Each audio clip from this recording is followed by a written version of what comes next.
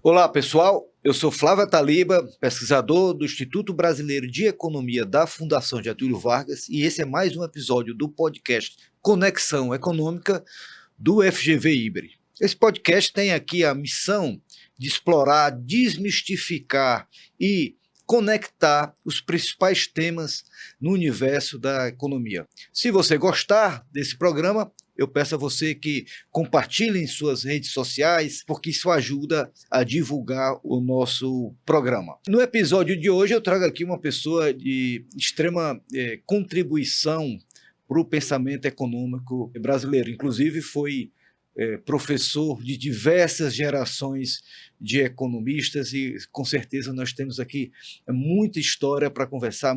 Eu estou falando aqui do professor Fernando de Holanda Barbosa, professor da Escola de Pós-Graduação em Economia da Fundação Getúlio Vargas. E aqui, Fernando, seu currículo aqui é bastante extenso. Você foi secretário de Política Econômica do governo Itamar Franco, diretor de pesquisa da própria EPGE, ganhou vários prêmios, editor também de várias revistas, e seu currículo aqui é bastante amplo e com certeza nós teremos aqui momentos de muita interação. A ideia sempre aqui que a gente coloca é trazer um pouco da experiência desses economistas e que possa, inclusive, ser inspiração para aqueles todos os outros que estão começando, ou mesmo aquelas pessoas que procuram entender a economia da melhor forma possível. Fernando, muitíssimo obrigado por você ter aceito aqui o convite do FGV IBRE. E isso para a gente é motivo de muito orgulho. Já revelando, fui aluno do Fernando de Holanda Barbosa, a gente estava comentando aqui no período que a gente conviveu na EPGE, e isso para a gente é um motivo de satisfação muito grande, pessoalmente, de ter você aqui conosco. Eu queria aqui passar a palavra para você, das boas-vindas, e o que você acha aqui dessa novo instrumento, inclusive, de divulgação de ideias no mundo econômico e encabeçado aqui pelo IBRE, né? O espaço que nós temos, às vezes, na televisão, ou alguma entrevista que a gente dá, é um tempo muito limitado, né? Então, a ideia desse podcast é ter um tempo mais amplo, inclusive que permita, né, as pessoas colocar aí com bastante clareza e profundidade até o seu pensamento. E você, com uma pessoa que viveu, como já falei, muito, né, acompanhou muito aí a economia brasileira, lá desde a década de 1960, você tem muito ao que nos contar, ao que nos ensinar. Fernando, então a palavra aqui inicialmente. Aqui é um papo descontraído e vamos ficar à vontade aqui, você falar o que você também desejar, tá tudo certo, né? Em primeiro lugar, eu quero agradecer ao Ataliba por esse convite. Eu acompanho a história e o sucesso do Ataliba como professor, depois como policymaker, e certamente é um prazer grande estar aqui com você. Divulgar as ideias de economista é sempre importante, ainda mais que nesse país você tem, às vezes, economistas que não fazem corretamente essa divulgação. Eu costumo dizer que o economista pode ser dividido em 3 categorias. Um é o economista engenheiro, o outro é o economista cientista e o outro é um ativista. Então, muitos economistas que são ativistas, eles usam apenas o título de economia, mas a propagação das suas ideias está vinculada à sua ideologia. E, consequentemente, uma primeira coisa que eu diria a quem está nos ouvindo aqui é que não dê muita importância a esses economistas que são ativistas. Eles estão muito mais ligados às suas ideologias do que a teoria econômica. Os economistas que são engenheiros, eles aplicam o conhecimento existente para resolver problemas. E o cientista procura aprofundar a ciência econômica e colocar a resposta para problemas que ainda não foram devidamente analisados, né? Muitas vezes nós vemos discussões que não são devidamente fundamentadas na teoria econômica, e é preciso esclarecer o público sobre essas questões. Fernando, agora, você colocando essas 3 categorias de economista, na verdade, um economista ele pode transitar por essas três categorias. Ele pode iniciar um economista cientista, depois ser um economista engenheiro, vai trabalhar no governo ou com outra empresa, e depois virar um ativista, né? Essa possibilidade também existe, não é isso? Porque se você olhar a história do pensamento econômico, quem, na verdade, ocupou essas 3 posições na sua vida foi o Keynes.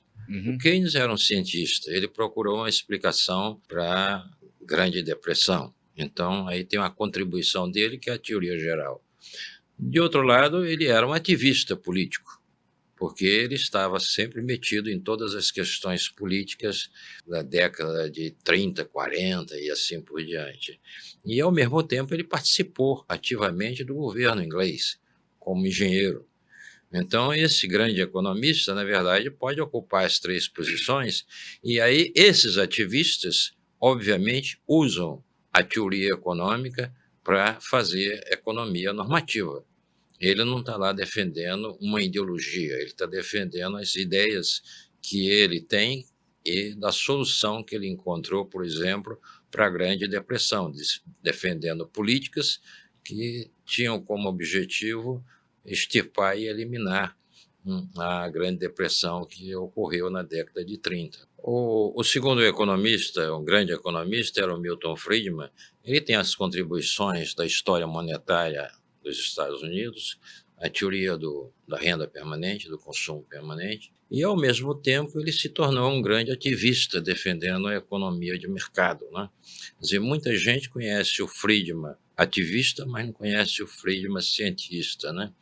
Então, alguns grandes economistas, aqui eu citei 2, eles às vezes transitaram por esses 3 Agora, especialidades. no caso, mas eram pessoas que tinham uma bagagem teórica muito grande, né? Tinha uma formação acadêmica muito expressiva que, de alguma forma, dava autoridade a eles a defender as suas ideias. Não? O problema é ser ativista quando você não tem esse background sólido, conhecimento da teoria, conhecimento dos problemas econômicos. Você não acha? Quer dizer, ser ativista em si não é problema, desde que você seja leal ao que você estudou, o que você pensou. Eu acho que você, ativista, qualquer cidadão pode ser. Quer dizer, a questão aí, as pessoas devem ser livres para defender suas ideias políticas, né? O que é errado é você usar, digamos, a cátedra de professor Isso. e falar como professor, querendo, na verdade, enganar as pessoas O argumento da e autoridade, dizendo né? que tem uma autoridade científica que ele realmente não tem. Então, o Brasil tem muito disso, quer dizer, são economistas que não têm um preparo científico adequado e que decidem, tá certo, às vezes até a fazer previsões. Quer dizer, um economista desse, pergunta-se a ele qual vai ser a taxa de inflação, a taxa de câmbio, o crescimento econômico. Como é que você pode fazer previsão se você não tem nenhum modelo para te guiar nessas previsões? Para você fazer previsões, é preciso ter um instrumental econométrico, estatístico, que te permita fazer previsões sobre o que vai acontecer na economia. E, obviamente, aqui não me interessa citar nomes, eu vejo muitos desses economistas fazerem previsões que não são fundamentadas em nenhum modelo estatístico e, consequentemente, aquilo é uma picaretagem. Charlatanismo, Charlatanismo. uma bola de cristal, né? Mas, Fernando, você já citou Milton Friedman, né? Na verdade, no seu currículo você fez PhD em Chicago. Sem dúvida nenhuma, o Milton Friedman, na época que você estava lá, exerceu uma grande influência. Mas eu queria voltar um pouquinho antes. Eu queria entender, Fernando, às vezes os convidados que a gente traz aqui, eu faço sempre questão de perguntar assim, como é que você chegou na economia? E como é que você chegou a vir fazer economia aqui no Rio de Janeiro? Como foi essa transição na sua vida? Eu pergunto isso porque é muito interessante a gente entender quais as razões que as pessoas decidem estudar economia, né? Talvez eu vou gastar um pouco de tempo para fazer essa explicação. Você fique à vontade. Eu nasci em Recife, eu sou pernambucano, mas meu pai sempre morou na Paraíba. Ele era médico pobre, morou em Mamanguape, depois morou em Cuité, depois morou em Campina Grande. Quando criança, morando em Cuité, eu via a miséria e a pobreza. E naquela época você tinha invasão de feiras quando existia fome. As Você está pessoas... falando mais ou menos que ano? Só para década de 50. Década de 50. Estou falando de 52, 53, Isso. 54, 55, 56. E, obviamente, em 56 eu fui estudar em Recife, no Americano Batista. Fiquei 1 ano e meio lá, depois voltou para Campina Grande, onde eu completei o ginásio. E a minha mãe arranjou uma bolsa de estudo para eu vir para o Rio de Janeiro, e aos 14 anos eu desembarcava aqui, em 1960, e fui estudar no Pedro II Internato, que fica no campo de São Cristóvão.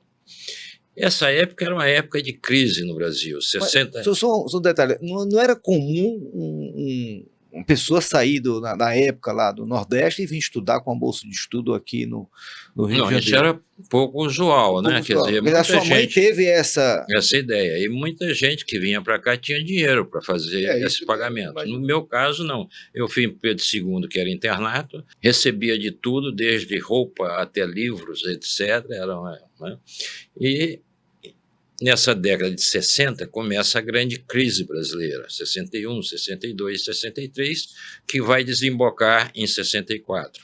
Só um detalhe, nessa época você já, ali no Nordeste, você já tinha a percepção, por exemplo, da importância de Celso Furtado, que já era uma figura já conhecida à época, né? Em 57 ele lança... Isso começa aqui no Pedro II. No Pedro II tinha um aluno lá, o nome dele, mas nunca mais eu vi, era Valdemar. Ele era um marxista ferrenho, e ele reunia a turma à noite, nós ficávamos ao redor dele, ele tinha uma conversa fantástica, né? E nós ficávamos aprendendo um pouco sobre o marxismo, as questões sociais, e obviamente eu me despertei ali no Pedro II para me incomodar com as questões sociais. Aquela lembrança lá, e a lembrança do Nordeste estava carregada em... E a lembrança da Nordeste brasileira, ou seja, como explicar essa miséria, essa pobreza, etc. Mas no Pedro II Internato eu tive um professor muito bom de matemática, que não era a minha praia, e eu passei a gostar de matemática e resolvi então fazer engenharia.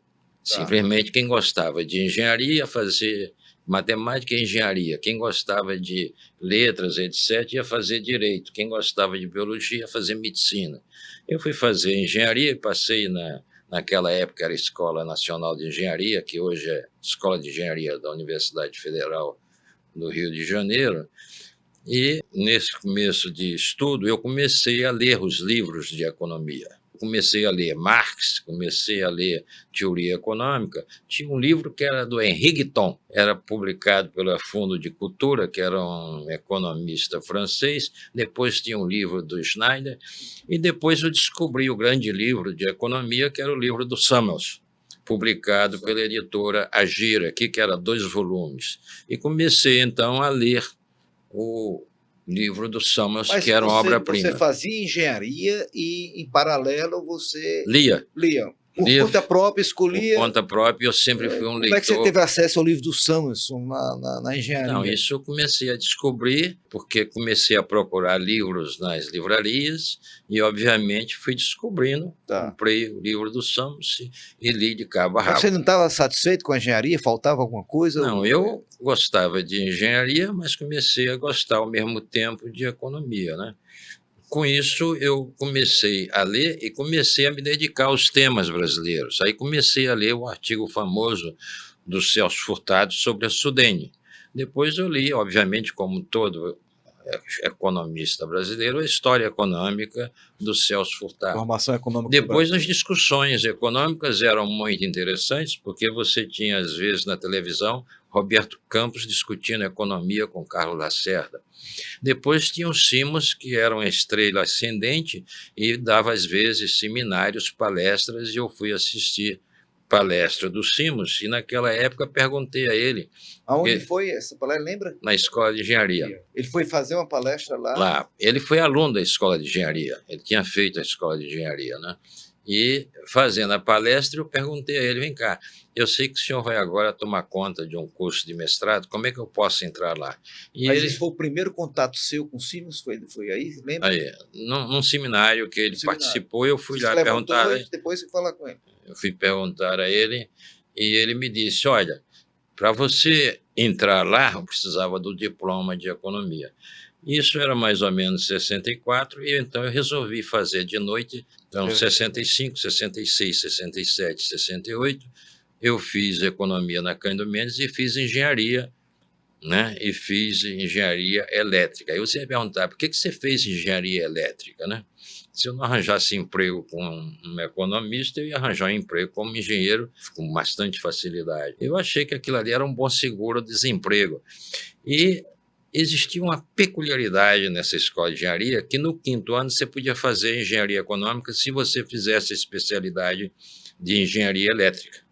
Então, no 5º ano eu fiz engenharia econômica, que o Simons tinha feito atrás, no tempo dele, também essa especialidade. Quem eram os professores da época? A economia nessa época ainda Olha, estava muito começando. Mas tinha professores interessantes lá na engenharia, e eu pegava carona no carro dele.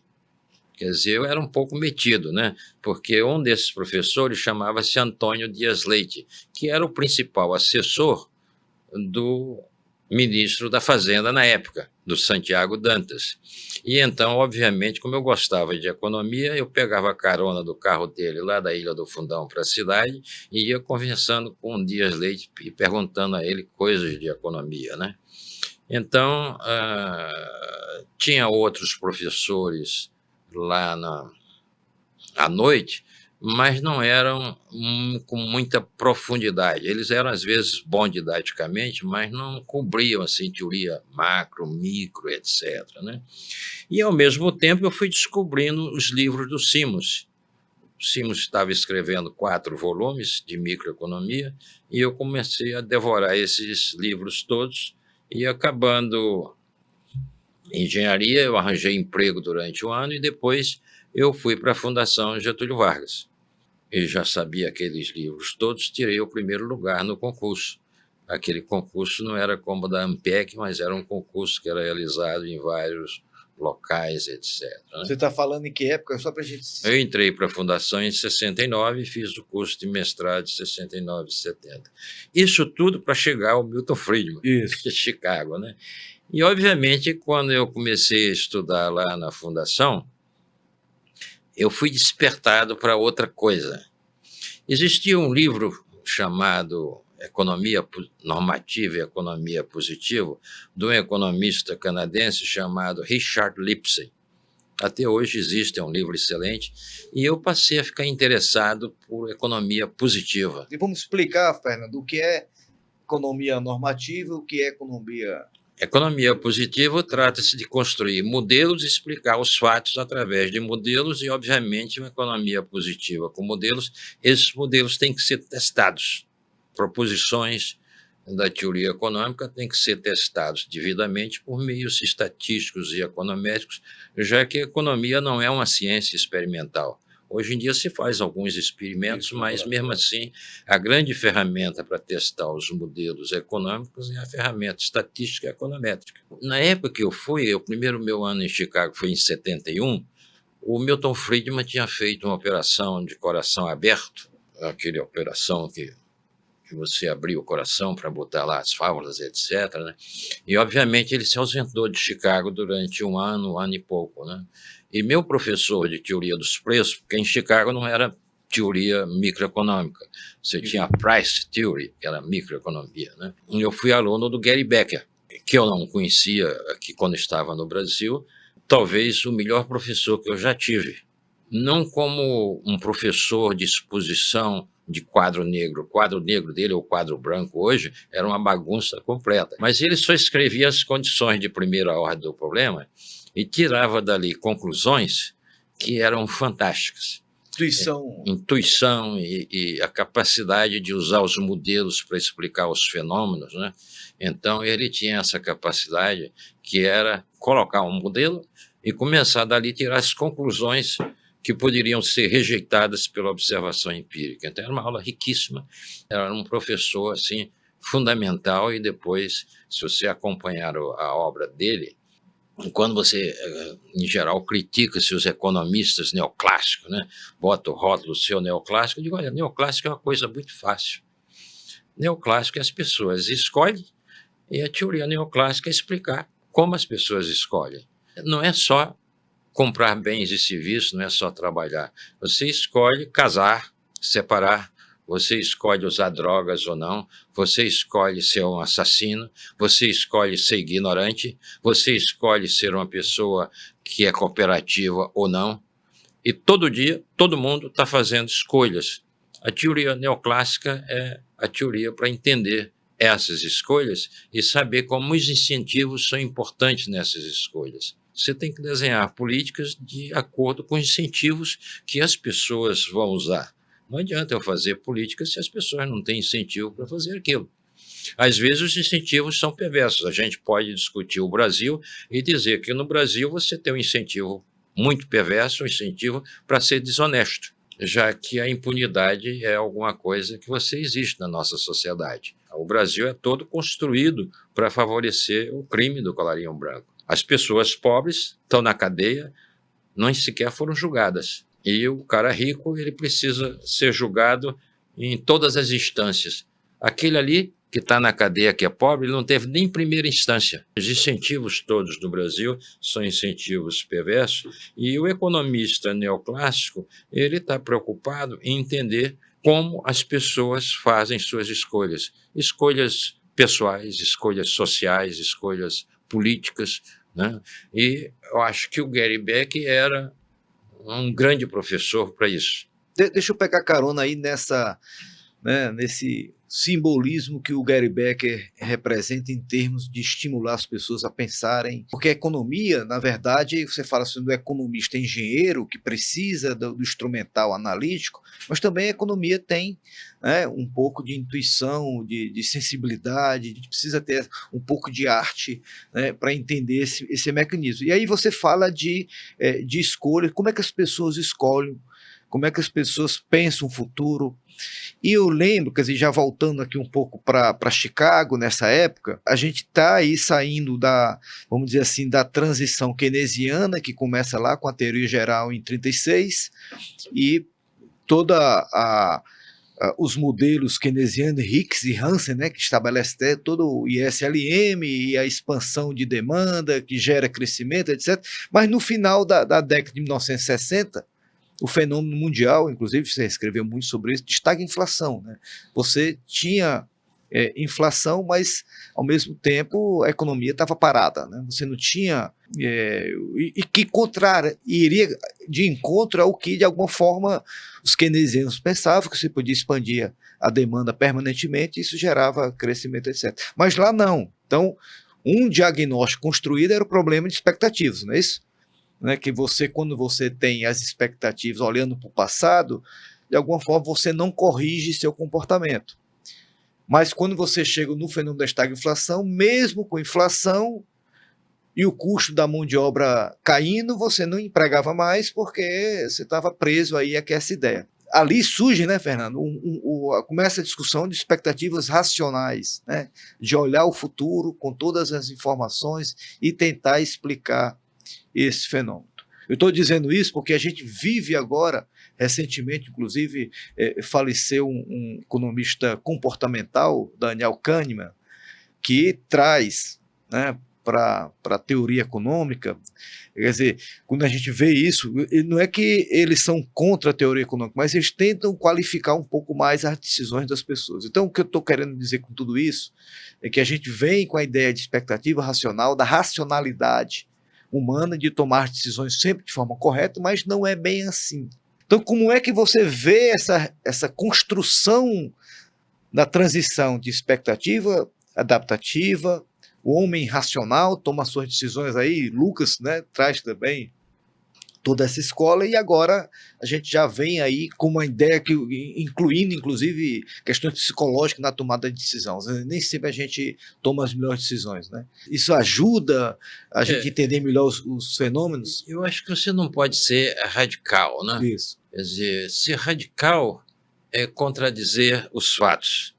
A primeira coisa que você tem que fazer como economista é constatar os fatos e verificar que fatos você quer explicar. Esse é o beabá de qualquer discussão. Eu me recuso a entrar na discussão se as pessoas não querem reconhecer os fatos. As evidências, né? Os fatos estão ali. Vamos pegar no Brasil de hoje. É um fato que a moça vereadora do PSOL foi assassinada brutalmente. E o seu motorista também pagou com a vida. Isso é um fato. Aí você diz, ó, vamos tentar entender esse fato. A miséria e a pobreza no Brasil continua do mesmo jeito há muitos anos e não sai do lugar. O nosso Nordeste continua com 13, 14% do PIB brasileiro há 50 anos. 50 anos não sai do lugar. Não sai do lugar. Se você pegar esses fatos você tem que entender. A outra coisa, você olha na família, aonde você vive e coisas semelhantes, você vê pessoas errando sistematicamente.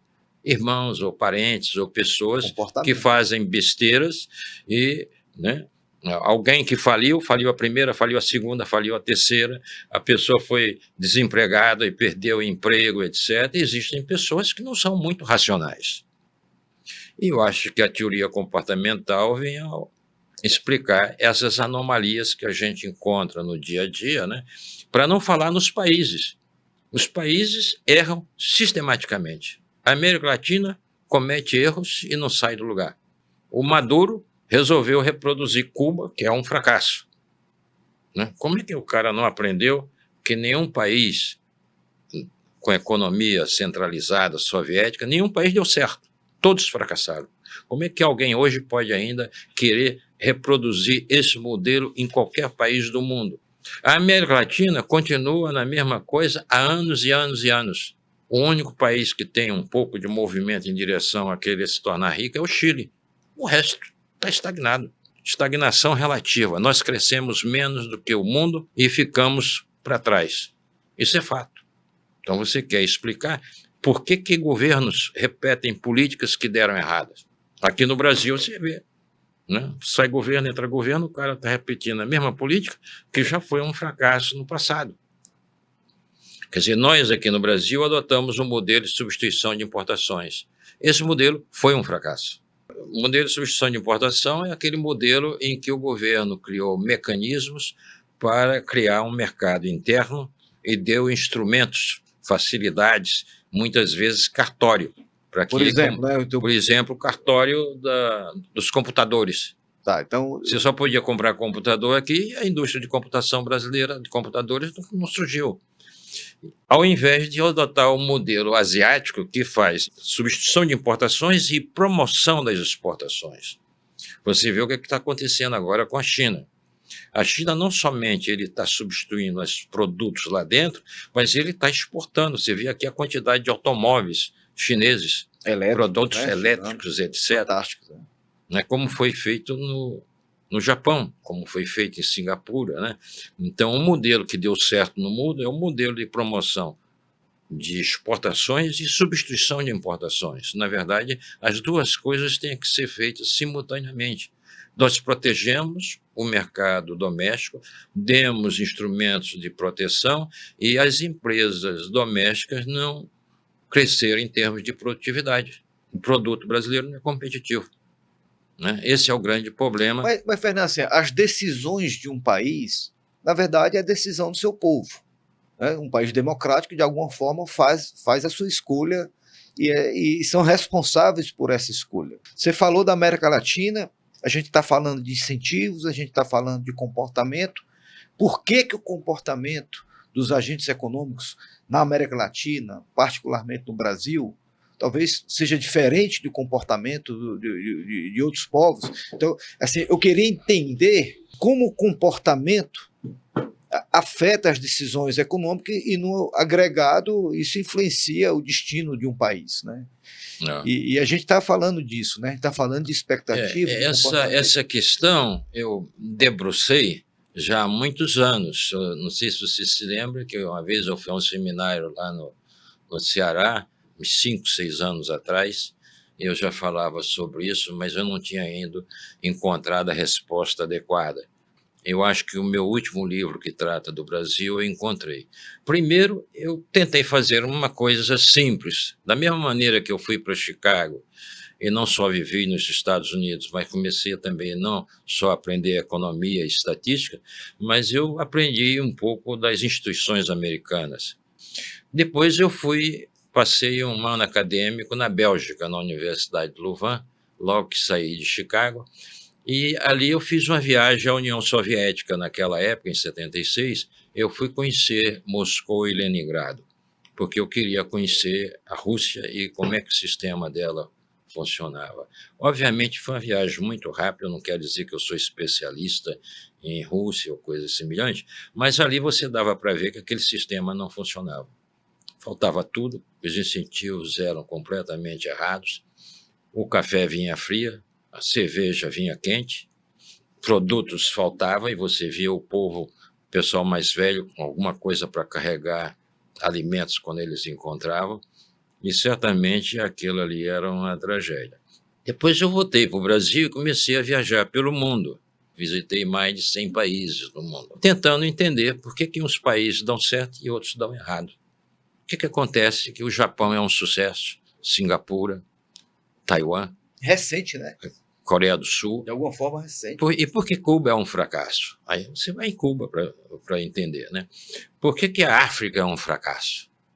Por que o continente africano é um fracasso? Muito tempo, né? Séculos e séculos. Alguns até argumentam que, em parte, era o colonizador europeu que dividiram os países de maneira inadequada. Eu descobri que a Etiópia é um país que nunca foi invadido, que tem 2.000 anos, e foi invadido 5 anos durante a Segunda Guerra pela Itália, mas depois a Itália foi embora, e é um país que tem umas 50 etnias, e nunca foi separado, etc., né? Eu fui visitar esses países para entender, né? Quer dizer, você conhecer a Índia e entender o sistema de casta.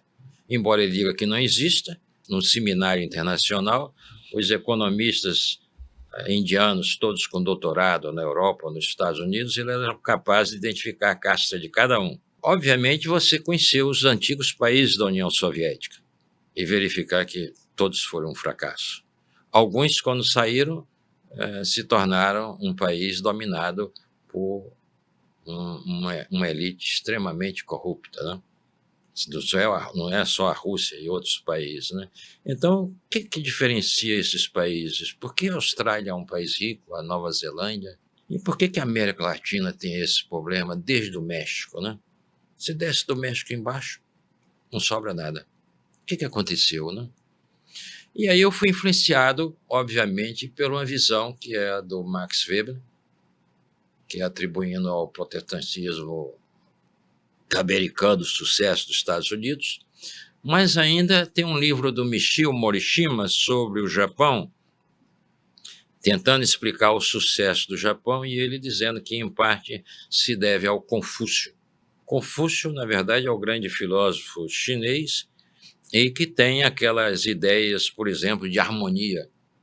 Harmonia em casa, harmonia da natureza, harmonia no trabalho. E a gente sabe que aqui no Brasil, de vez em quando, é difícil ter harmonia em casa, harmonia no trabalho, harmonia com a natureza, harmonia em qualquer lugar. Aqui nós temos um país da desarmonia. No Rio de Janeiro, a violência é em qualquer lugar. O comportamento das pessoas é egoísta, até quando vão ao mictório. Se você vai ao banheiro de um shopping center ou de um cinema, etc., as pessoas não dão descarga. O trânsito aqui é extremamente agressivo, os caras jogam o carro em cima de você e você que se cuide, porque senão você vai ser assassinado, né? E a pergunta é o seguinte: por que nós somos assim? E a minha resposta que eu encontrei, até agora não encontrei uma melhor, é a nossa cultura, a cultura ibérica, a cultura de Portugal e da Espanha, que é semelhante, e essa cultura ibérica, ela tem um peso extremamente forte, e nós nem sequer, às vezes, identificamos que nós somos quase autômatas em fazer certas coisas. Essa cultura criou os privilégios. Os privilégios, eles já vêm desde muito tempo. A gente que é pau de arara e que gostou de ler Casa Grande e Senzala, do Gilberto Freire, né, sabe que o Brasil é uma casa grande e senzala. As pessoas que nos servem, que trabalham em vários lugares, vivem onde? Vivem na favela, a grande senzala. Os nossos apartamentos têm aquele quarto minúsculo, que é o quarto da empregada. Então, em cada apartamento brasileiro existe uma senzala. Você bota a sua empregada doméstica na senzala. No Nordeste, onde eu morei, em Cuité, tá certo? As pessoas tinham empregadas domésticas que nem sequer pagavam, porque elas não tinham o que comer. Então, o pagamento era a comida que ela estava dando. E a pessoa não pagava, porque excesso de mão de obra, a pessoa não tinha nem o que comer, você botava na sua casa, ela se tornava empregada doméstica e, obviamente, não recebia salário nenhum. Quer dizer, essa economia de privilégio leva aqui no Brasil, por exemplo, que outro dia saiu no jornal que nós temos 50 mil indivíduos com foro privilegiado. Se ele cometeu um crime, ele vai ser julgado de maneira diferente. Onde é que todos são iguais perante a lei? São casos famosos que todo mundo conhece, eu não preciso aqui citar, né, em que os privilégios são grandes. O privilégio, por exemplo, de você marcar na rua um estacionamento para a autoridade. Por que a autoridade tem que ter estacionamento público ali demarcado para ele? Isso aqui é um bem público, não é um bem privado. Por que o brasileiro trata tudo como se fosse um bem privado? Eu ando na ciclovia que vai do Leme até o Leblon pelo menos 2 vezes na semana. Aquela ciclovia, quem usa ciclovia se acha dono. Hoje, ali na Praia do Flamengo, está o carro policial metido no meio da rua, incomodando o trânsito. Por que ele tem que botar o carro dele e o que ele está fazendo ali? Obstruindo o trânsito. Essa cultura que você está colocando, ela de alguma forma, ela construiu as instituições, né? As instituições são construídas para justamente servir a esse propósito. Esse propósito. Tá certo? Quer dizer, as instituições aqui, elas são construídas com algum propósito que não é o bem comum, que é o bem individual de alguns indivíduos. São os privilégios que são importantes. O síndico do edifício, quando ele assume o edifício, ele quer mudar as normas, como se ele fosse o primeiro. Um pouco o que os juízes aqui fazem.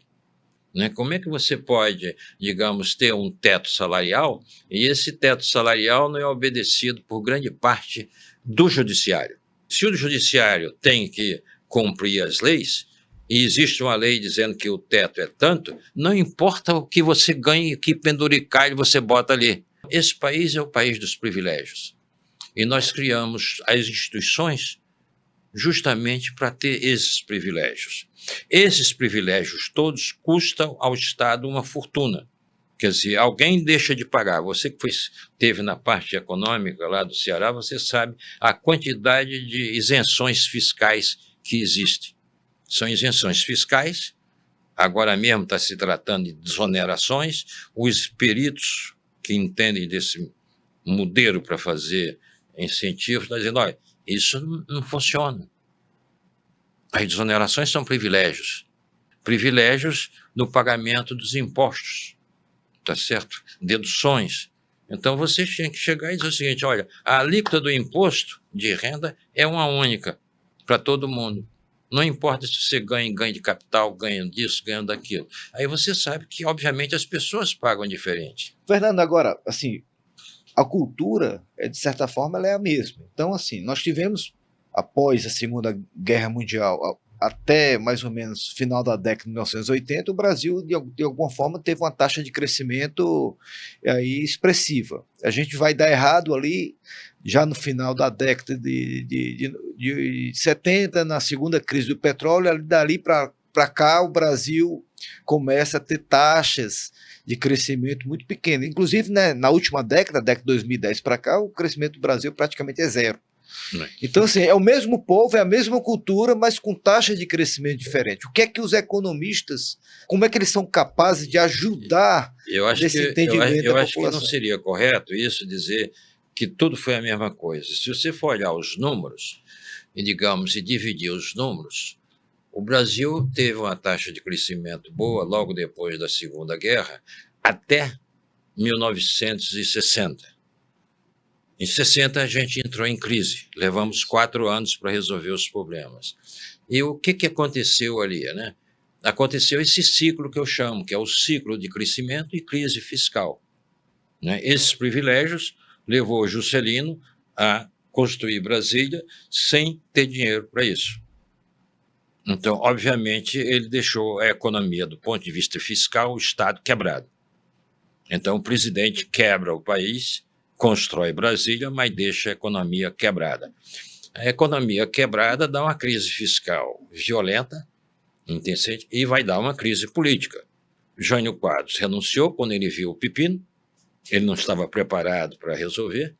Entrou João Goulart, que também não estava preparado para resolver. Ambos eram incompetentes. Se você for dizer isso, as pessoas elas não vão gostar. Um era de direita, o outro era de esquerda, mas os dois tinham um pepino a administrar, que era consertar a economia brasileira deixada pelo Juscelino Kubitschek. E, obviamente, a sociedade civil brasileira não se entendeu, porque numa crise econômica você tem que cortar gastos e aumentar impostos, uma combinação das duas. Os grupos, para aumentar imposto, dizendo, não quero pagar. Quem cortar gasto, também não corta em cima de mim, corta no vizinho. E então você tem um problema político e esse problema tem que ser resolvido. Eu estou a favor do ajuste fiscal, desde que seja no outro. E aí você tem um problema que o sistema político brasileiro era disfuncional. Qual é o problema grande de um político? O que o político faz? O político é a arte de equalizar interesses, né? De resolver esses pepinos. Quer dizer, o político ele tem que fazer a mediação e, obviamente, chegar a um denominador comum, distribuindo as perdas e os ganhos entre os vários grupos da sociedade. Então, o sistema político foi incapaz de fazer isso. Daí surgiu a intervenção militar. Quer dizer, a intervenção militar é o fracasso do sistema político da época de resolver uma crise da dimensão da que a gente tinha, né? Essa crise foi resolvida mano militare, e o Castelo, obviamente, colocou o Roberto Campos e o Bulhões, que fizeram uma grande reforma, e reformou-se tudo no Brasil, né? Quer dizer, uma reforma fantástica, criou-se o Banco Central, criou-se o sistema financeiro, criou-se o BNH, criou-se o Fundo de Garantia de Tempo de Serviço, criou-se mecanismo, uma reforma tributária que foi introduzida pela primeira vez a ideia do valor adicionado e assim por diante. Mas os privilégios continuam trabalhando.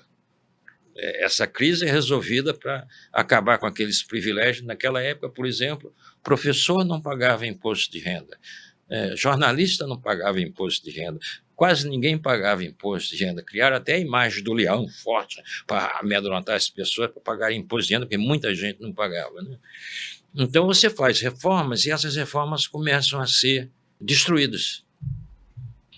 A própria sociedade, não é porque estavam os militares, os próprios militares, na reforma dos militares, começou a destruir, começou-se a introduzir coisas contra o sistema tributário, foi criado o PIS e novos impostos, que eram impostos em cascatas, etc., né? Então, a sociedade brasileira foi criando um mecanismo e destruindo aquelas grandes reformas que tinham sido feitas. Quando a gente chega na década de 80, ao longo do regime militar, essas coisas todas foram destruídas e foi se criando novamente um problema fiscal. Os interesses todos vão atacando e voltam à crise fiscal, e nós temos a grande crise fiscal da década de 80. Os militares entregam aos civis o Estado tão quebrado quanto eles tinham pegado. Inclusive, em 82, nós fomos para o FMI, né? 82, e aí o Brasil resolveu adotar a estratégia de crescer se endividando, usando a poupança externa, e aí foi uma tragédia, não? E a gente resolveu, durante 10 anos, fazer isso. Aí você vem o grande movimento brasileiro que tenta resolver isso, é o Plano Real. Isso. Mas deixa eu só voltar um pouquinho. Você quando volta de Chicago, você volta treinado em econometria, vamos dizer assim, com a sua área de pesquisa mais forte em econometria. Como é que você transita depois um pouco mais para a economia monetária? A inflação já é na década de 80, você já olhando, observando esses fatos que começam a acontecer na área monetária, e você começa a ficar inquieto com o que está acontecendo? O que aconteceu foi o seguinte, né? Eu tinha feito minha tese de doutorado o nome dela em inglês é Rational Random Behavior, mas eu acho que esse título era muito ruim, porque Em tradução livre seria comportamento racional aleatório. Na verdade, não era bem isso, né? Na verdade, era o seguinte: o problema que o Tyler me deu e que eu transformei é dizer o seguinte, né? Voltando àquela questão de otimização da teoria neoclássica, né? Suponha que você tenha decidido que você quer comprar um determinado tipo de produtos e aquilo ali é o valor ótimo. Mas, na verdade, você não tem informação. Informação custa caro. Então, nem sempre você vai comprar o ótimo porque você não tem informação. Então, você precisa adquirir informação para chegar a esse ponto ótimo. Então, se você tiver uma decisão que é diferente da ótima, você tem uma perda.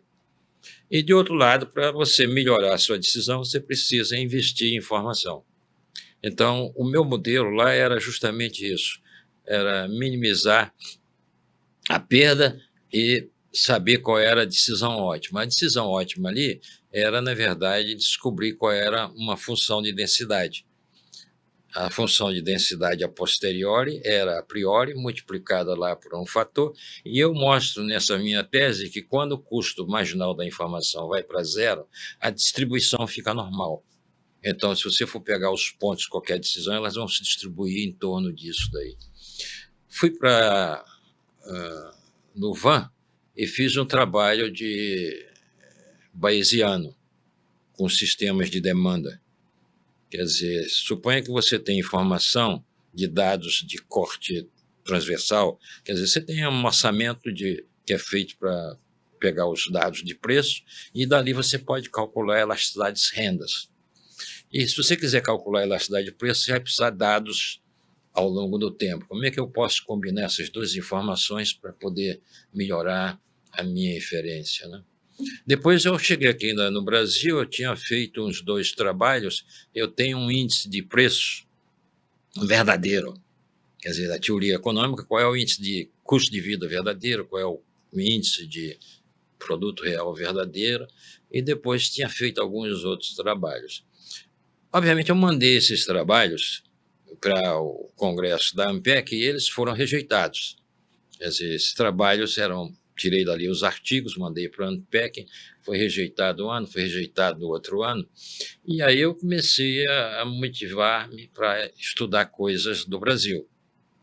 Ao mesmo tempo, eu estava contratado pelo IPEA para fazer um modelo brasileiro e comecei a estudar as coisas do Brasil, né? E comecei, obviamente, a estudar inflação e questões desse tipo. Gastei os próximos 20 anos estudando inflação. Então, eu acho que eu tenho 2 contribuições importantes nesse setor, que é um modelo de inflação crônica. Inflação crônica, quem falava nesse nome, mas eu não usei nesse primeiro trabalho, era um economista venezuelano, Passos, que falava em chronic inflation, né? Então, eu fiz um trabalho sobre inflação crônica, e inflação crônica você pode usar o modelo convencional, ISLM, curva de Phillips, muda apenas a regra de política monetária. O Banco Central emite moeda para financiar o déficit público, e aí você tem um modelo de inflação crônica. E eu usei isso antes da regra de Taylor de política ficar famosa, etc., né? Então, esse artigo é um artigo da meados da década de 80, em que eu contrapunha a ideia de que os heterodoxos diziam que tinham que segurar os preços, etc., e eu dizia, não, o problema brasileiro é um problema fiscal.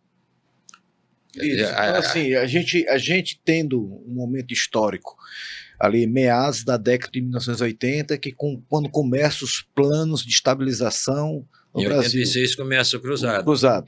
E que, de alguma forma, isso finaliza lá em 93, 94, mas todos esses planos colocados em prática, conhecidos como heterodoxos, eles viam com pouco peso a questão fiscal, ou seja, você imaginava que o problema é de retroalimentação inercial. Então, congelar resolveria esse problema. Eu acho que, dizendo isso, sem querer ofender ninguém, eu, como tinha estudado econometria, e eu acho que estudar estatística e econometria me deu uma visão extremamente de lidar com dados e ser honesto, porque você estudar econometria e estatística é você aprender como é que os outros não vão te enganar. Isso aí você recomenda fortemente para Recomendo fortemente todo mundo estudar estatística, econometria, que é para não ser enganado pelos outros que quer usar os números para te mentir, né? Então, precisa estudar um pouco de técnicas, né? São técnicas. A inferência estatística, existem dois tipos de inferência, a clássica e a bayesiana. Você podia explicar um pouquinho cada um para quem não é treinado aí As pessoas pensam que só existe um tipo de inferência. Existem dois. Inferência clássica é baseada na ideia de repetição. Quer dizer, a probabilidade é jogar a moedinha, se você repetir, vai dar 50 vezes cara, 50 coroa. Tem essa ideia de repetição, é um pouco por trás da inferência clássica. A inferência bayesiana é uma coisa subjetiva. Se eu disser que a probabilidade do Flamengo ganhar no próximo domingo do Nova Iguaçu é de 95%, vai ser uma mata para o Flamengo, né, ganhar do Nova Iguaçu no próximo domingo, você não pode interpretar isso dizendo o seguinte: em 100 jogos do Flamengo com Nova Iguaçu, o Flamengo ganharia 95 vezes. Esse jogo só vai ocorrer uma vez. Então, essa probabilidade é uma coisa subjetiva que você está colocando, tá certo? Mas que ela não tem uma interpretação de frequência relativa. Então, essa é a diferença da bayesiana para... Então, você pode botar probabilidades a priori, olhar os dados, mistura as duas e vai dar a probabilidade a posteriori. Eu gosto de definir um radical como sendo aquela pessoa que, olhando a realidade, ele continua com suas ideias. Ele não muda as ideias de acordo com as informações. E o que a gente tem que fazer é que a gente tem que mudar de ideias de acordo com os números. Se os números estão mostrando que eu estou errado, o que é que eu tenho que dizer que estou certo? Se a gente pegar os números da União Soviética, mostra que aquele tipo de modelo não funciona. Como é que eu ainda posso ser de um partido comunista? Como é que você tem gente que ainda pensa assim, né? Então, eu acho que a informação é extremamente importante. A questão fiscal, que a gente estava... Né? Quer dizer, entender que o problema é fiscal. E aí eu fiz esses trabalhos nessa minha primeira fase. Então, na segunda fase, eu comecei a me debruçar sobre a questão da inflação. E interessante que foi num congresso que eu fui na Argentina, que eles já estavam preocupados com isso, né? E que eu não estava muito focado e ligado na questão do financiamento da dívida pública pela emissão monetária, né? E daí eu comecei a trabalhar com isso. Então, o primeiro trabalho é mostrar que a questão brasileira é uma questão fiscal. E nesse meu livro agora, da questão dos privilégios, é que essa crise de privilégio, ela, em geral, vai chegar a uma crise fiscal. E a inflação vai surgir daí, entende? Então, é uma crise fiscal que leva à questão da inflação na América Latina e no Brasil.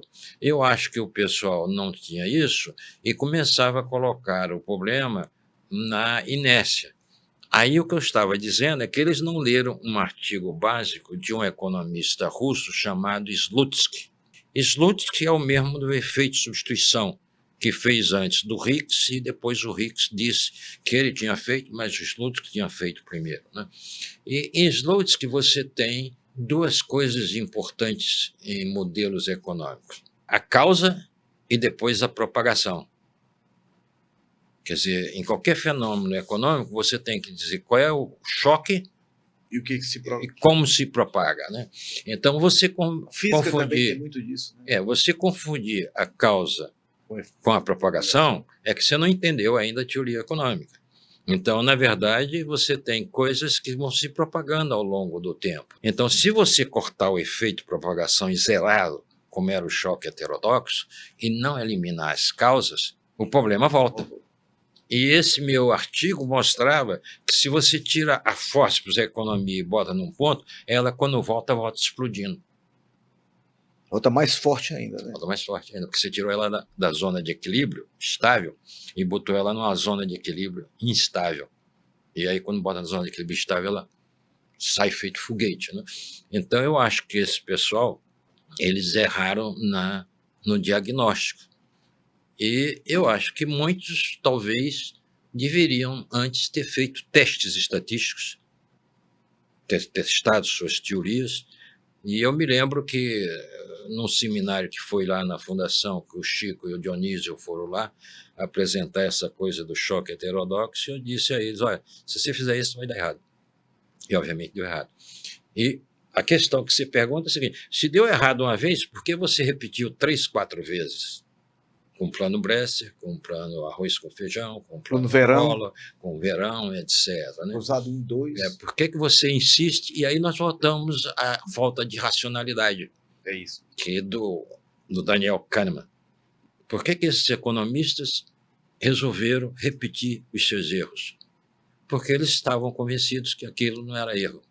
Alguns até diziam que o problema era na implementação, na gerência do plano. Não fiz o plano errado, e o plano foi feito, implementado mal pelo governo Sarney. E, na verdade, não era isso. E depois você fica perguntando o seguinte, como é que uma proposição tão importante para um país, como é que você vai sair do forno da ciência para ir para o forno da política? O Daniel Kahneman, no caso aí, fala muito de vieses, e tem o viés da autoconfiança, da crença, né? Você crê tanto que você não acaba não... Se você não convence com os dados, quer dizer, a sua distribuição a priori sobre aquele modelo é tão grande, embora os fatos estejam negando, você não foi capaz de combinar a sua coisa de crença com os dados e dizer, ó, não está batendo. Não está batendo. Vamos mudar. E aí a teoria comportamental explica comportamento essas anomalias, né? Dos fazedores de política econômica na época, né, que com tanta importância. O que você pode dizer é que se você deixar de ser racional e começar a agir dessa maneira, sistematicamente, você vai dar com os burros na água.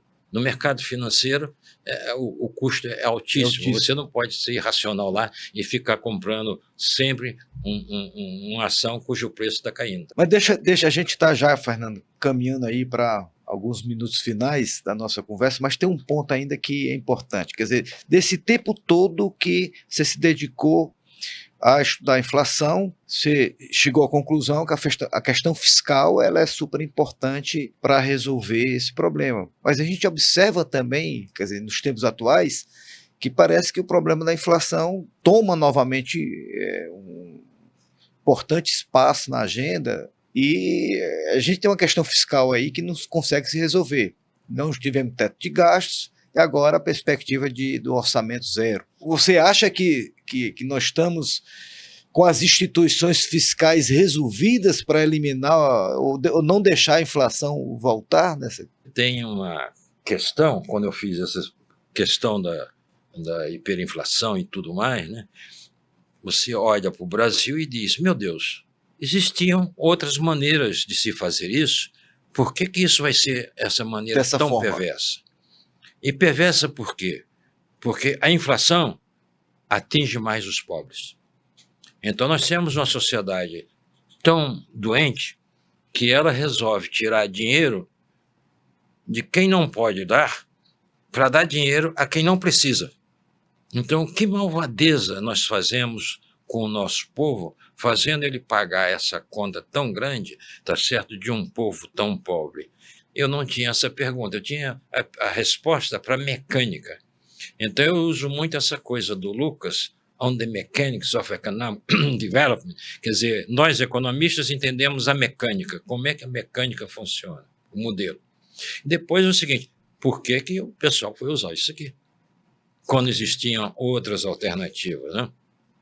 Então, eu acho que a minha resposta para essa segunda questão vem no meu livro recente, A Economia dos Privilégios. Os privilegiados defendem seus interesses e não tem a mínima restrição ética e moral. Eu peço aqui a produção que coloque, Fernando, vamos pegar aqui já, eu acho que eu selecionei 2 livros, esse aí que você está comentando, e é uma bela obra que você, de certa forma, vincula privilégios com economia, né? Quer dizer, é algo que, de certa forma, dói, porque a gente sabe que isso tem efeito perverso, especialmente o que você acabou de dizer sobre as pessoas mais carentes nesse país. É uma sociedade extremamente injusta nossa, né? E nós criamos todos os mecanismos para dar suporte a isso. Na verdade, eu posso dizer o seguinte, né? Todos nós somos responsáveis por isso, mesmo sem saber. Implicitamente você apoiar mecanismos, instituições, pessoas que, na verdade, estão por trás de tudo isso, que é a destruição da economia brasileira, que leva a essas crises sucessivas. São crises que ocorrem sistematicamente. Aí você ficou fazendo a pergunta da inflação hoje, da questão fiscal, né? O Brasil está nessa primeira fase de uma crise fiscal que começou com a Dilma. O Brasil estava ajeitado do ponto de vista fiscal desde o Plano Real. A Dilma vai e desarruma e cria um déficit primário. O déficit primário, se você for uma pessoa privada e Inclusive, começar... o Brasil caiu 7% em 2 anos. Se você fizer déficit primário para a pessoa entender que está já nos ouvindo, isso é crime, vai para a cadeia. O que é déficit primário, Fernando? Déficit primário é o seguinte: se você toma dinheiro emprestado, na hora de pagar, você não paga nem o principal, nem os juros. E você rola os juros e o principal. E ainda por cima, você ainda quer mais dinheiro emprestado. Isso dá as pirâmides financeiras. As pirâmides financeiras levam as pessoas para a cadeia. É o jogo de Ponzi que leva a esse tipo de coisa. Jogo de Ponzi aqui no Brasil. O Banco Nacional quebrou, por quê? Porque ele fez um jogo de Ponzi. Parte do que ele tinha emprestado, o pessoal não pagou, e ele simulou que aquele dinheiro estava sendo pago e carregado com juros. O Banco do Estado de São Paulo quebrou como? Assim, da mesmo jeito, com o jogo de Ponzi. Então, o Brasil está jogando um jogo de Ponzi desde o governo da Dilma. Depois entrou o Temer, agora entrou o Lula, e nós estamos no jogo de Ponzi. Quer dizer, o governo federal, ele não tem dinheiro para pagar as suas contas. Ele não tem dinheiro para pagar os juros. E não tem dinheiro para pagar os salários, as coisas da pessoa. Então, ele vai lá e toma dinheiro mais emprestado. No mercado financeiro. Aí do mercado financeiro. Aí você está dizendo o seguinte, olha, o que eles estão dizendo é que eles vão zerar esse déficit primário em 2025. Então, por que o Brasil não cresce? O Brasil não cresce com esse déficit fiscal que pega a poupança privada para financiar esse déficit público. Então, você subtrai da poupança um dinheiro que é 3, 4% do PIB para financiar o governo. Tira o dinheiro da poupança, obviamente o investimento no Brasil está muito baixo, então o Brasil pode crescer o quê? Em média, nos próximos anos, entre 2% e 3%, não mais do que isso. Nós precisaríamos crescer a uma taxa muito maior, mas para fazer isso, a gente teria que resolver, em primeiro lugar, a questão fiscal. E essa questão fiscal está sendo empurrada com a barriga. Sim, mas tem um argumento de alguns que diz o seguinte: não precisa se preocupar tanto com a questão fiscal, com o déficit, porque à medida que o governo começa a gastar mais, ele de alguma forma estimula a economia, aumenta os empregos, aumenta os impostos, a arrecadação de impostos, que paga, a receita volta e aí você financia esse déficit. Ou seja, você não tem que estar tão preocupado com a questão fiscal. A gente ouve sempre esse... Faz sentido essa forma de... Não, eu estou te mostrando o seguinte: a poupança que o governo usa para financiar o seu déficit público podia ser poupança que fosse usada para o investimento, que aumentaria o estoque de capital. Logo, você não está aumentando o estoque de capital e não está criando empregos e está, pelo contrário, fazendo o contrário. 2, quando você tem um déficit público, a taxa de juros que o governo paga é alta. Aí você pergunta, qual é a taxa de juros real que o governo paga? Mais ou menos, se a gente olhar para a NTN-B, que é um título longo do governo, a NTN-B está mais ou menos próxima de 6% real. Então, a taxa de juros real no Brasil que o governo paga é de 6% ao ano real. Essa taxa é extremamente elevada. Se nós tivéssemos um programa de ajuste fiscal, essa taxa no Brasil não devia ser mais de 3%. Então, nós perdemos porque a taxa de juros é alta, a taxa do Banco Central vai ser alta, essa taxa de juros alta inibe o crescimento, o crédito fica caro, as pessoas para comprar e prestação fica cara, então tudo que você faz se perde pelo outro lado. Essa coisa do Lula falar que gasto é vida, como dizia a Dilma, gasto é isso. Não, gasto, se for financiado por impostos, o governo sempre pode fazer isso. Aí é uma questão política que muitos economistas defendem corte de gastos. O que eu defendo não é isso. O tamanho de gasto que o seu governo quer, se o governo é do PT e é de esquerda, eles querem um Estado grande. Podem ter um Estado grande, mas tem que financiá-lo. Aqui no Brasil, o último dado que saiu ontem, etc., a carga tributária é 33%. O tamanho do Estado medido pelos gastos do governo é cerca de 40%. Está faltando aí. Está faltando 7%. Você quer um Estado de 40%? Você cobra 40% de imposto. Fernando vai pagar. E todo mundo vai ser pagar porque é obrigado. Não tem esse negócio de querer pagar ou coisa similar. Se você quer um Estado grande, você tem que ter a receita tributária. Você estava falando aqui, antes da gente começar esse programa, que no Chile, para você dizer onde é que você vai gastar mais, você tem que dizer de onde é que vem o dinheiro. Nós temos que qualificar essa proposição, porque alguém ia dar um exemplo de países que têm um déficit muito grande e não tem problema nenhum. Aí eu não posso explicar aqui nesse programa, que é uma questão técnica, mas eu vou dar uma ideia, né? A variável-chave que você tem que comparar é a taxa de juros real com a taxa de crescimento. Então, no Brasil, a taxa de juros real que o governo paga é 6% ao ano. O crescimento não chega a 3%. Então, a taxa de juros real no Brasil é maior do que a taxa de crescimento. Já no governo americano, a taxa de juros real, tá certo, que o governo americano estava pagando ou pagou durante sua história, é menor do que a taxa de crescimento. A taxa de crescimento lá é maior do que a taxa de juros. Então, significa dizer que só com o crescimento eles pagam juros. Não é o caso brasileiro. Então, você tem que olhar essas duas variáveis. Então, na história brasileira, a taxa de juros sempre foi maior. Então, o Brasil tem que fazer ajuste fiscal. Os Estados Unidos agora não tem que se preocupar com isso, porque não é um problema lá. Se inverter a taxa de juros, quer dizer, se o governo americano tiver que manter a taxa de juros real lá elevada por muito tempo, isso pode se inverter e pode mudar. Então, no nosso caso, não. No nosso caso, o que nós deveríamos fazer, em primeiro lugar, era um ajuste fiscal, que infelizmente não vem. E o que a gente pode dizer é que, uma vez que o governo Lula começa com um aumento de 200 bilhões dos gastos, uma vez que você tiver os seus modelos econômicos, você pode dizer o seguinte: olha, a sorte do governo Lula nos 4 anos está lançada. Ou seja, o Brasil vai crescer pouco e nós vamos ter estagnação relativa. A estagnação relativa foi contratada pelo Lula ao começar o seu governo dando um aumento de 200 bilhões de reais, que ele tinha que fazer isso no sinal contrário. Ele tinha que criar 200 bilhões de impostos ou de corte de gastos para realmente ter um governo que iria para um crescimento mais robusto. Fernando, a gente está chegando realmente no final, mas uma curiosidade assim, importante, você teve no governo Itamar Franco, né? Então você viveu de perto ali toda aquela dificuldade do presidente Itamar e aquele momento de estabilizar a economia brasileira ali após o impeachment do Collor, né? Qual foi a sua experiência vivendo uma situação daquela tão complexa?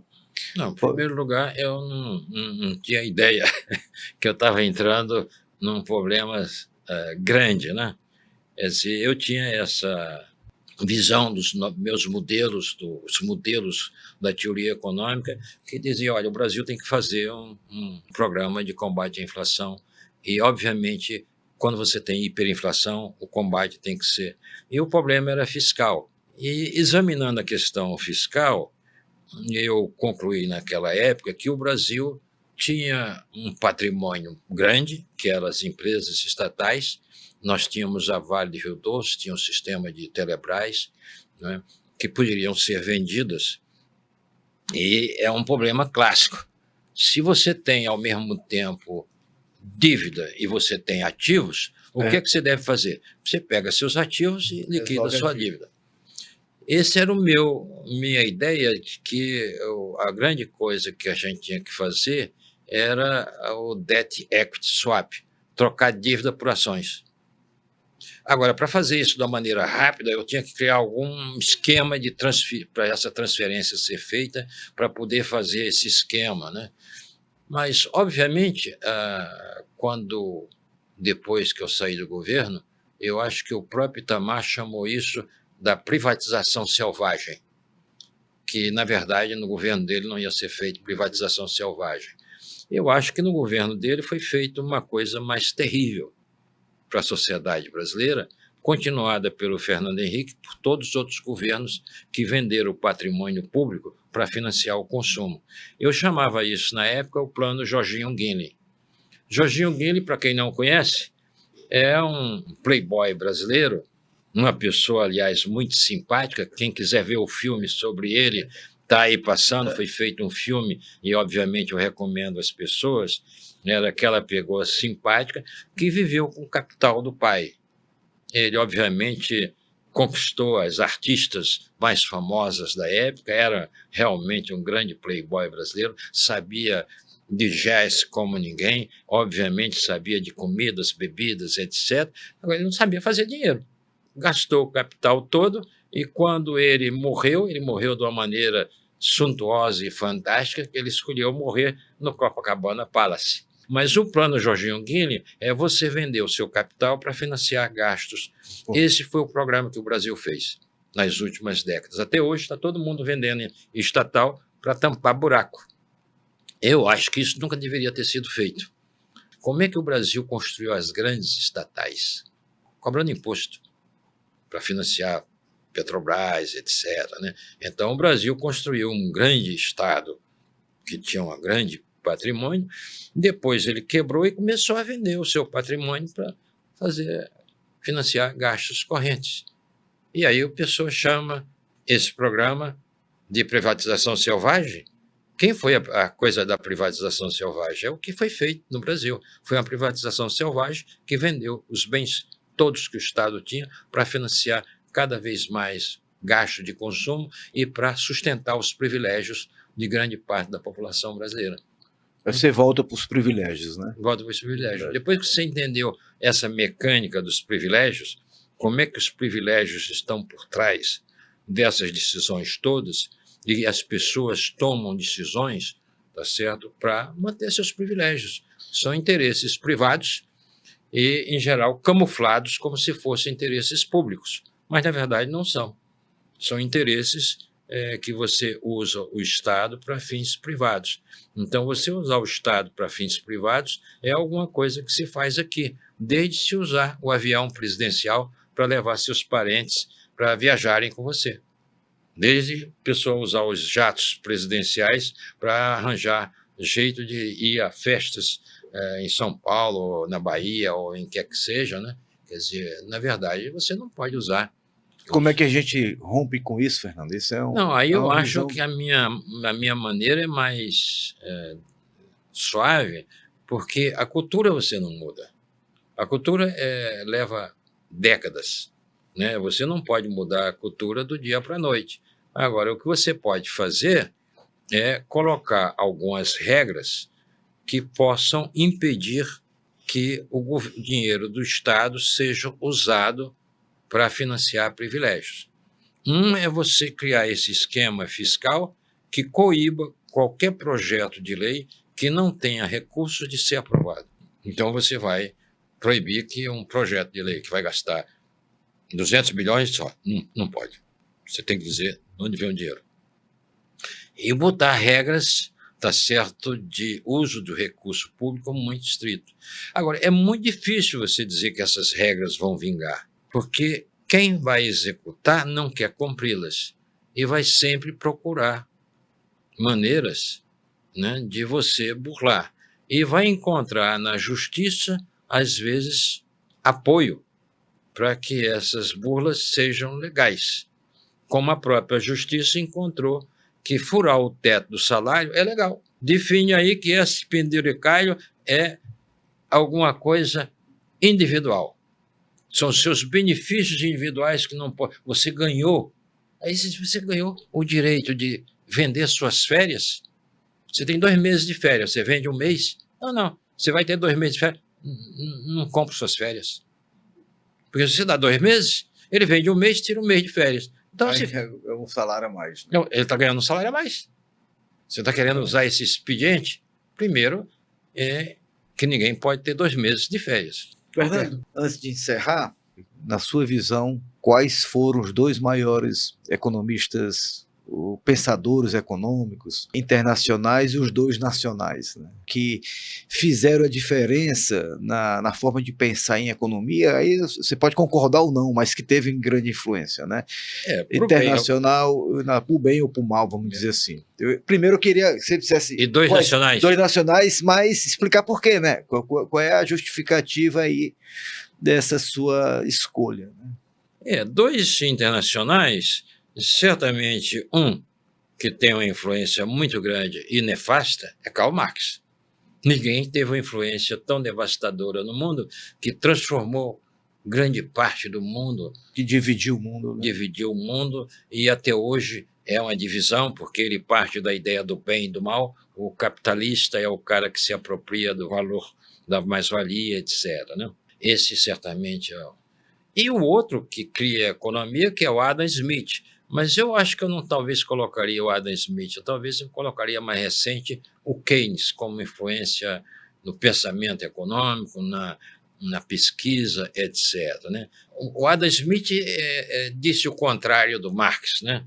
O Adam Smith defende o capitalismo, a economia de mercado, e certamente eu acho que o Adam Smith estava certo, porque se você olhar os dados a partir da Revolução Industrial, a curva de crescimento do mundo e o bem-estar, né? Eu, com 78 anos, levo uma vida hoje tão boa, né? Que certamente resulta do avanço científico, de eu ter uma quantidade de pílulas. Quando eu acordo de manhã, eu tomo 8 pílulas, e me dá uma qualidade de vida fantástica, e isso é a medicina. A medicina... A tecnologia, né? Tecnologia para controlar o açúcar, o colesterol, a pressão alta, e você não morrer de infarto, etc, etc. Né? Então, Adam Smith e Keynes de um lado e Marx pelo outro, pelo que o Marx causou no mundo e mudou o mundo durante uma certa época. E a minha geração... Dificilmente você tem alguém como eu que nunca se tornou marxista, porque o marxista ele propunha um mundo, quer dizer, se você tentar em termos de proposta da ilusão, da igualdade, etc., ela é sedutora, mas a igualdade no mundo nunca vai existir, porque as pessoas são diferentes. Até na família, se você tem uma família, como eu tenho, com 5 filhos, meus 5 filhos são todos diferentes, cada um tem sua individualidade, etc. Né? Então, as pessoas... E tem pessoas que nasceram com a criatividade fantástica. Em qualquer área que você vai ver, seja área empresarial, política, econômica, social, etc. Né?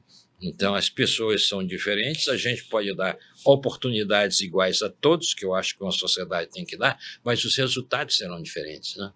Aí, os economistas nacionais da minha época, né? Eu acho que tem um economista que teve uma influência muito grande, etc., que é o Celso Furtado. A história econômica do Celso Furtado... Formação econômica do Brasil. A formação econômica dele é uma obra clássica, né? E certamente é uma obra-prima, etc. Né? O outro grande economista da minha época que teve uma influência muito grande na minha geração é o Simons. Tá certo? O Simons, com essa sua influência toda, ele realmente... Mas eu gostaria, talvez, de acrescentar outro, né?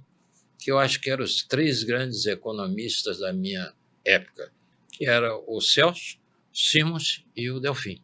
Delfim? O Delfim, eu acho que esses eram os grandes 3 economistas da minha geração, né? Eu me recordo que, em 1968, a primeira vez que eu fui a São Paulo, né, trabalhava no Instituto Brasileiro de Siderurgia antes de ir fazer, eu fui comprar um livro que eu recomendo a todo mundo, que é Alguns Aspectos da Inflação Brasileira, que era escrito pelo Delfim, pelo Pastore, Cipollari e Carvalho, né, que era o primeiro livro assim, que se mareava a inflação brasileira. Né. O Delfim tinha outras obras, que é a do café, e a resposta da oferta de produtos agrícolas, que depois o Pastório fez. Então, esses seriam os 3 economistas que eu citaria, não botaria só 2.